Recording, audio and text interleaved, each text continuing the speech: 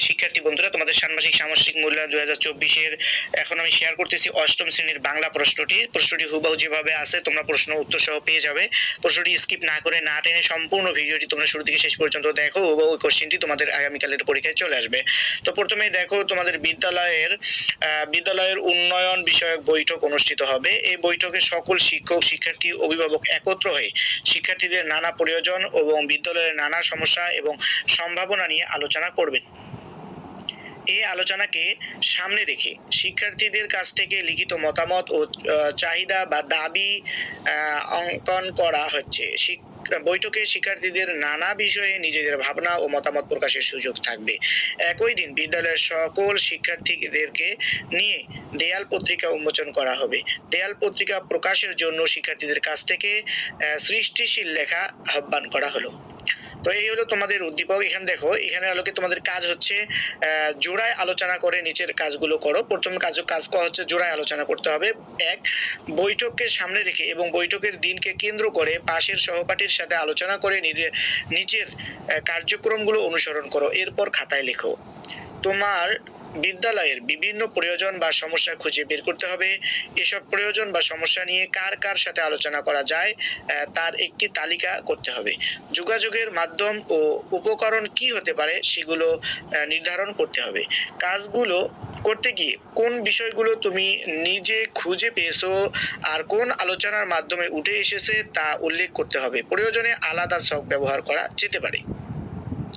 তালিকা 2, অর্থাৎ 2 হচ্ছে তালিকা থেকে যে কোনো একটি প্রয়োজন বা সমস্যা নিয়ে দুটি যোগাযোগের নমুনা তৈরি করো। এক,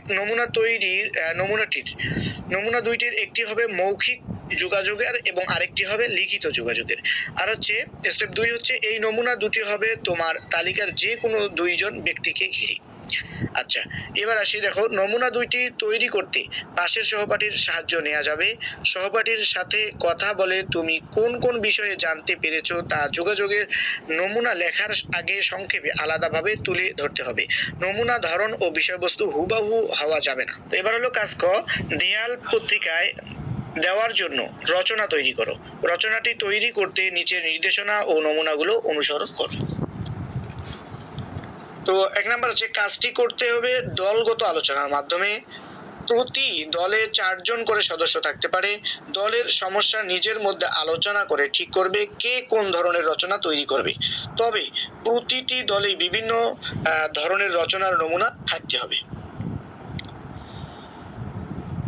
রচনার কাঠামো ও বিষয়বস্তু নিয়ে এবং নতুন নতুন ধারণা নিয়ে আলোচনা করা যাবে। নমুনা লেখাটি লেখার আগে দলীয় আলোচনার মাধ্যমে কি কি সিদ্ধান্ত নেওয়া হয়েছে এবং গুরুত্বপূর্ণ বিষয় উঠে এসেছে তা লিখতে হবে। রচনায় নিজের সৃষ্টিশীলতা, পর্যবেক্ষণ ও দক্ষতা প্রতিফলন ঘটাতে হবে। রচনার একটি শিরোনাম দিতে হবে। নিচের কয়েক ধরনের লেখার নমুনা দেওয়া হলো। দেখো, বিবরণমূলক লেখা, বিদ্যালয়, শ্রেণীকক্ষ, স্কুল মাঠ, পাঠাগারের বিবরণ।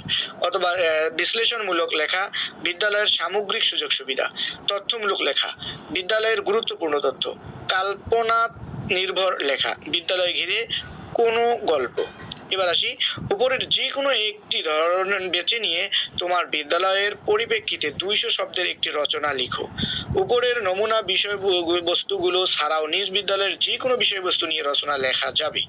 2, রচনাটি লেখার পর এটি কেন বিষয়বস্তুমূলক, বিশ্লেষণমূলক অথবা তথ্যমূলক অথবা কাল্পনিক নির্ভর তার পিছনের যুক্তি দাও।